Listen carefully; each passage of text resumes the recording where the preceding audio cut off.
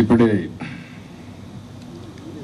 జనసేన అధినేత పవన్ కళ్యాణ్ గారు చెప్పిన దాన్ని పూర్తిగా సమర్థిస్తూ ఈరోజు ఈ కలయిక రాష్ట్ర భవిష్యత్తు కోసం, ఏ ఇద్దరు వ్యక్తుల కోసమో ఏ రెండు పార్టీల కోసం కాదు, 5 కోట్ల ప్రజా ప్రయోజనాలు ఆశించి ఈరోజు మనస్ఫూర్తిగా 2 పార్టీలు కలిసి పనిచేయాలని ఈ నిర్ణయం తీసుకున్నాం. ఈరోజు రాష్ట్రానికి ఇది ఒక హిస్టారికల్ డే, ఒక మంచి ప్రయత్నానికి తొలి అడుగు ఇది.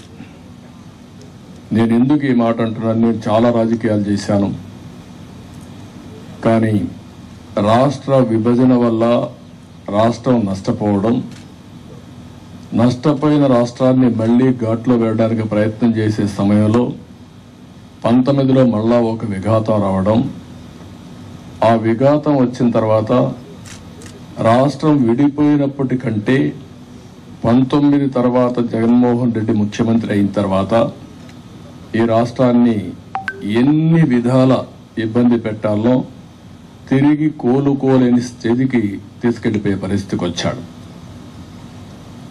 ఇది ఒక వ్యక్తికి నష్టం కాదు, లేకపోతే పవన్ కళ్యాణ్ గారికి నాకే నష్టం కాదు, 5 కోట్ల ప్రజలకు జరిగిన నష్టం. ఇది బ్రాండ్ ఆఫ్ ఆంధ్రప్రదేశ్ పూర్తిగా డెమాలిష్ చేసిన సందర్భం ఇది.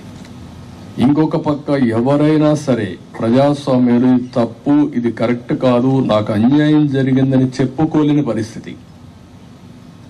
ఈ అవమానాలు ప్రజలు భరించారు, కార్యకర్తలు భరించారు, పత్రికా విలేకరులు భరించారు, మేము కూడా భరించాం.